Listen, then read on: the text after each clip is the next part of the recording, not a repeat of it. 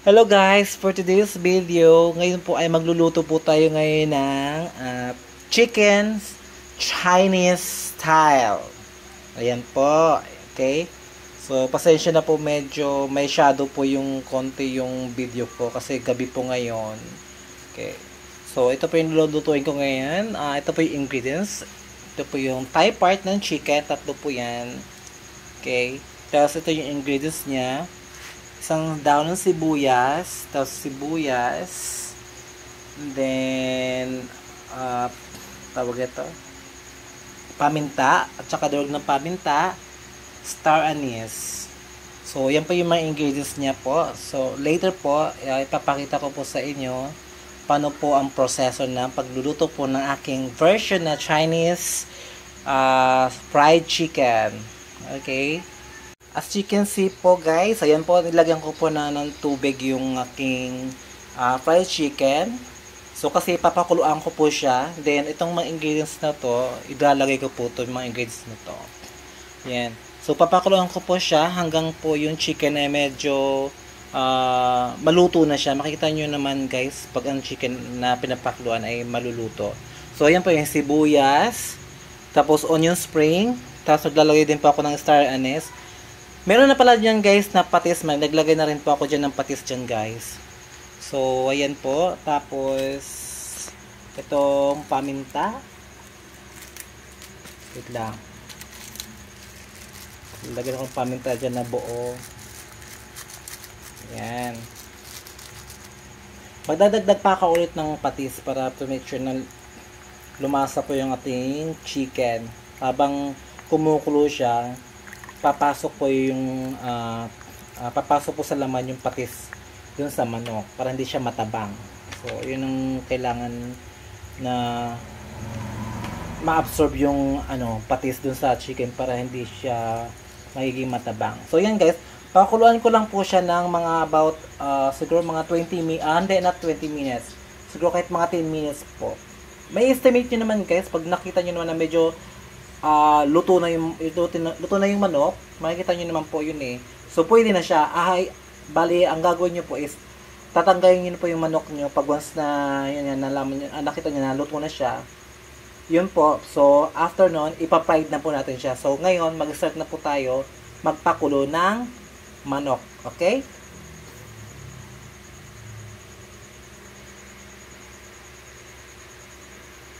After 20 minutes, ayan po, kumukulo na po siya. Okay, at not 20 minutes, it's 10 minutes only. Ayan, kumukulo na po siya, pero pakakuloan pa siya natin ng konti, kahit mga 3 minutes pa po. Para make sure lang na medyo naluto lang siya ng pati sa ilalim. Okay, hintayin lang po natin, mga after 3 minutes pa po. And then, tsaka natin tanggalin sa tubig, okay? Okay guys, pwede na to. So, luto na yung manok, for sure. Kasi medyo matagal na po yung napakuluan. So, yun na po yung kanyang results sa pagpakulo ng manok with some of the ingredients. Ayan po. So, yan, tatanggalin ko na po siya para papatuyuin ko na po yung manok. Okay. So, ayan guys. Bali ngayon, ang gagawin ko is tatanggalin ko muna yung manok. Ayan. Kasi kailangan matuyo siya. Ayan. Bago ko siya ipa-fried. Hirap ko lang pang nakalimutan ko. Hawak ko kasi yung cellphone ko. Hindi ako makakuha ng try mo na best. Paano ba to? Ay matanggal. Hirap ha. Sorry guys ha. Solo lang kasi ako eh. Ala, nadudurog na yung manok. Ay! Be, pa-help nga ako.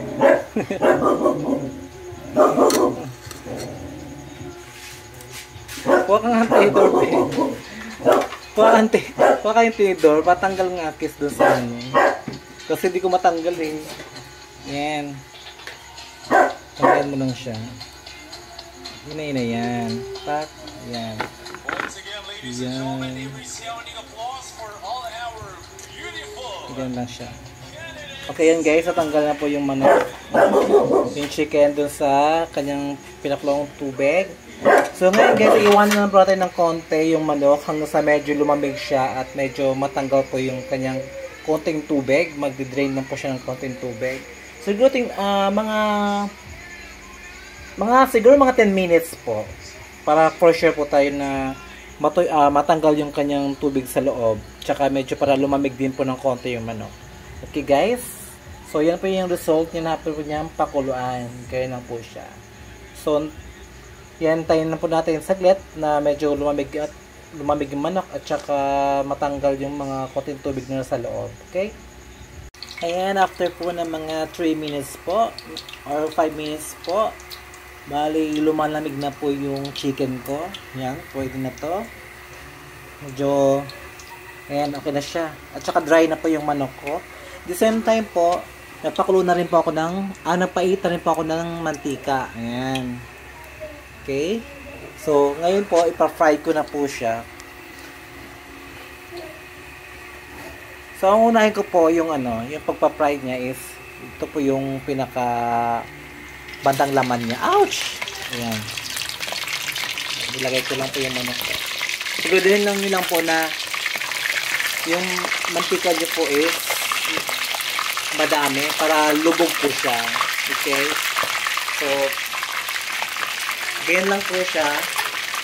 Antayin nyo na po siya na magkulay brown. So, pag once na nagkulay brown po siya, pwede nyo masyang hanguin kasi meron po tayong may second may pangalawa po tayong fried na gagawin. So, ibig sabihin, dalawang beses po siya ipipituhin para po medyo crispy po siya. Okay? So, yan. Babalikan po natin yung manok after po siya maluto. Okay? Ayan po, nakita nyo po na medyo kulay brown na po yung chicken.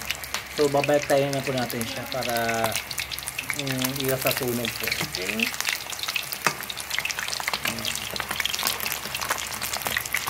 So, ayan. Huwag muna natin siyang lutuin ng gusto. Ouch! Ouch! First, sorry guys. Medyo nagagayat yung mantika. Kaya, medyo ingat po tayo kasi pag ganyan po, ayan, prone po tayo sa mga tumatas na mantika. So, ayan, binaliktad ko lang po siya. Ayan, nagkukulay brown na po siya. Huwag na lang natin siyang parang, hayaan muna natin siyang magkulay brown, din tanggalin natin siya kasi lulutuin natin siya ng pangalawang luto. Okay? Ayan guys, medyo okay na ito, medyo luto-luto na ito ng konti. Ayan. Ay! O ayan guys, pakita nyo, medyo brown-brown lang yung manok. So, tanggalin nyo muna siya saglit kasi ika-fried pa natin siya ulit. Okay? Ngayon, maglagay ulit tayo ng ibang chicken. Okay, lagay tayo ng konti kasi medyo delikado tayo sa spicy. So, ayan. So, ayun guys, antayin lang po natin. Kaya na mag-color brown ulit yan. Okay? Ayan, okay guys, tapos na yung tatlo kong manok na luto sa unang luto. So, ibabalik ko pa po siya sa pangalawang luto para po maging little bit crispy po siya. So, kailangan po siyang yung una ko niluto, yun po yung una ko ilalagay kasi medyo siya yung unang lumamig. Guys, kamayin ko na lang guys ha kasi kakain naman namin eh. Tsaka may isa ng kamay ko. Mahirap kasi hawak ko cellphone. So, ayan. Okay. So, ayan, pipituhin ko po siya mga ilang minuto lang po siya. Para lang po siya mag-crispy lang po yung konting yung skin niya, tsaka medyo yung laman niya is medyo crispy din ng konti. So, yun ang ayun ang purpose niya, kaya siya may pangalawang luto. Hintayin lang po natin yan, kahit mga 1 minute lang po, pwede siya, kasi luto na naman siya eh. Kasi pag sumobra lang po, baka naman po matutong siya at hindi na makain, hindi na siya makain at yung lasa niya ay pumait. So, ayan, initin lang po natin siya ng saglit lang. So, wait po natin siya until po na mag-crispy ng konti yung kanyang itsura. Ayan po, tapos na po ang aking niluluto. Ang Chinese version po na Chinese fried chicken a la Max. Ayan, o, diba? Sarap. Ang ganda na tingnan. Tsaka, hindi siya sunog. Tama lang siya. See? So, yan. Pwede na po siyang ihain. So, pwede na po siyang i-serve po sa ating lamesa. Come on guys, kain po tayo. Ayan po guys, ayan na po yung kanyang final result. Okay, ayan po. Ayan. O diba? Parang fried chicken ng Max, diba? Ganyan lang ang itsura. Oh, let's go guys, kain na po tayo.